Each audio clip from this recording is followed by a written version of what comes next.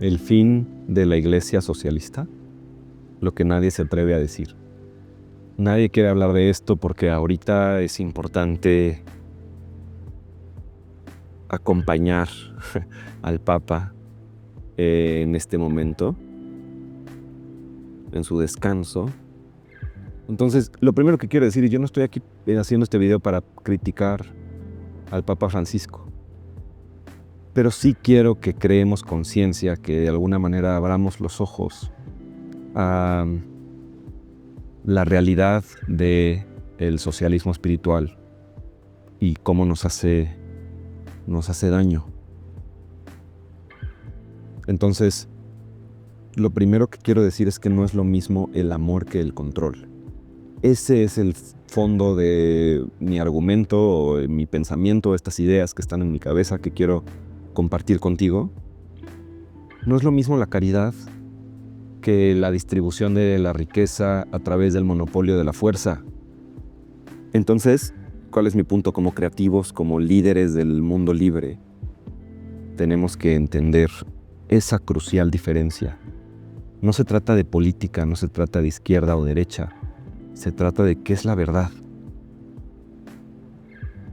¿Qué es correcto? Tiene que ver también con qué es la verdad.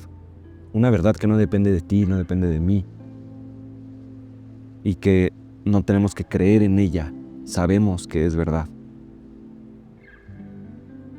Hoy más que nunca estamos muy confundidos con esta diferencia entre la caridad y la justicia social, con la crucial diferencia entre tú crear valor y compartir ese valor voluntariamente con otros que necesitan ayuda, que necesitan un empujón, que necesitan ver la luz de la bondad en otra persona.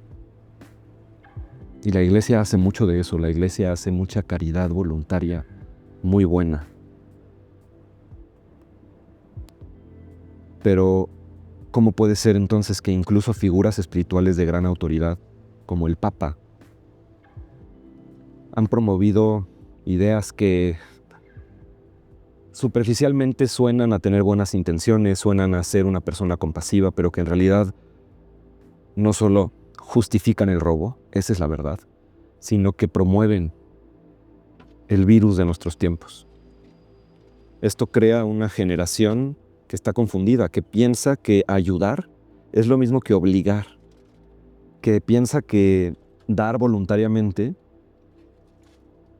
es lo mismo que el Estado te quite a la fuerza. Y seamos honestos, son ideas abismales. Es una mentira disfrazada de bondad.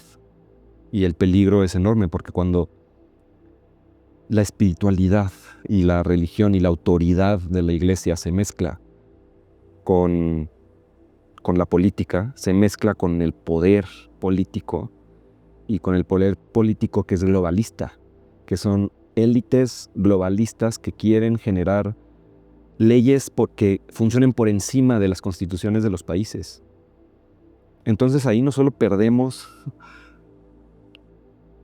la confianza o podemos depositar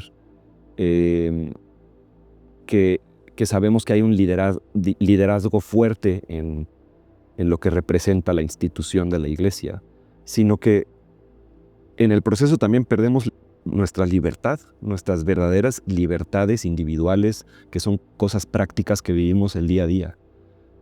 Entonces, ¿cómo puede ser que el mundo de Dios se mezcle con el mundo de la política? Y hay frases, por ejemplo, como al César lo que es del César. Y es este problema de agarrar pedacitos de la Biblia y leerlos como si fueran pequeños fragmentos de sabiduría y los sacamos de contexto y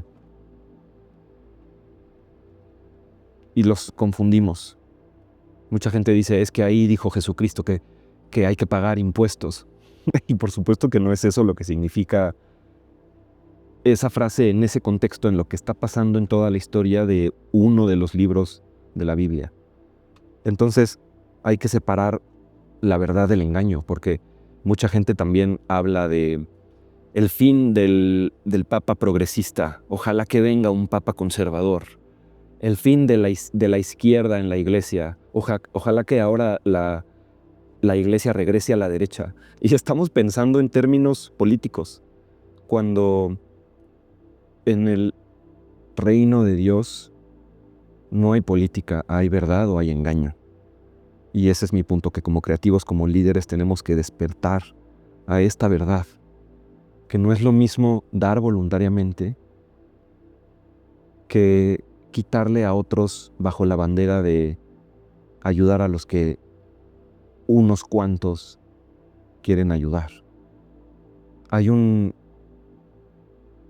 ensayo muy brillante, es una genialidad, se llama En defensa de los más necesitados, de Alberto Venegas Lynch, hijo.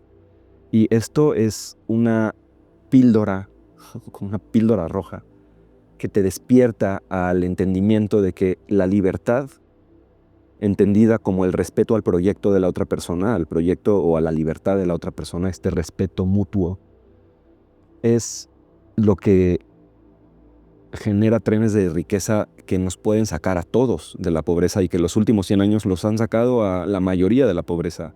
Si te regresas 100 años, el 99% de todos nosotros vivíamos en pobreza extrema, menos de $1 al día. Si te regresas 200 o 300 años, nuestros ancestros probablemente el 90% fueron esclavos en algún momento. Entonces, confundir el esclavismo del estatismo, del keynesianismo, que es una manera de decir distribución a la fuerza en términos económicos, el keynesianismo, es lo contrario a esa libertad, que por supuesto que está alineada con las enseñanzas de Cristo y las enseñanzas no solo del Nuevo Testamento, sino del Antiguo Testamento. El Estado es el enemigo, y es a través del Estado donde perdemos esas libertades. Por ejemplo, pensamos que los derechos nos los otorga el Estado, cuando nosotros los derechos naturales los tenemos. Ahí depende de las creencias de cada quien, pero gracias a Dios, ¿no? O gracias a las leyes del universo, si lo quieres ver de una manera menos, entre comillas, religiosa, ¿no? Pero no es el Estado el que nos da esas libertades, no es el Estado el que nos vuelve libres, sino que es el que se asegura que todos funcionemos bajo las mismas reglas, que se respete el respeto mutuo. Es algo así como, o debería de ser algo así como un árbitro en un partido de fútbol, que está viendo que no se rompan las reglas para que ese respeto mutuo pueda vivir y pueda ser el campo que permite que todo florezca, y que esa libertad se refleje en que vivamos mejor todos. Y sabemos por la historia que lo contrario es lo que genera que se multiplique la pobreza. En todos los países donde se ha multiplicado el Estado, se ha multiplicado la pobreza. Y si ves el índice de libertad económica, que es algo así como un listado de países con qué tanta riqueza generan los países y qué tanta intervención estatal tiene cada país. Y así podemos saber que los países menos intervenidos, o sea, los países con más libertad económica, son también los países donde la mayoría la mayoría goza de más generación de riqueza. Y en los países intervenidos, en los países socialistas, los países en donde reina el estatismo, en realidad lo que pasa es que unos cuantos, muy poquitos, tienen poco, y los demás todos están casi en pobreza extrema. Esto no es un debate político, esto es un hecho histórico. Esto tiene que ver con la verdad, no con en qué partido quieres estar, o si quieres formar parte del club de la izquierda porque te sientes muy revolucionario, o si te sientes de la derecha porque compartes valores conservadores. Pero al final esta cuestión de conservar las cosas se pierde. Y esta cuestión del progresismo, y llamarle progresistas a la gente que apoya el Estado y apoya la distribución a través de la violencia, es un contrapropósito, porque todos estamos a favor del progreso. Entonces, ¿cómo puede ser que el enemigo sea el progresista? Todos somos progresistas porque en el fondo todos queremos progresar. El problema es una cuestión de estatismo o libertad, no una cuestión de izquierda o derecha o de conservadurismo o progresismo. Es una cuestión de la verdad. ¿Cuál es la verdad de la libertad? Y ahí es donde hay que ver cuáles fueron las cosas que dijo el Papa Francisco, cómo apoyó a las élites globalistas del mundo que lo único que quieren es gobernarnos, secuestrarnos bajo la mentira de que no vamos a ser dueños de nada, pero seremos felices en su utopía. Y hay que despertar a este hecho, que hay un virus no solo en la sociedad, sino también en la sociedad espiritual y religiosa, en donde creemos que el Estado es el amigo del pobre, y es todo lo contrario.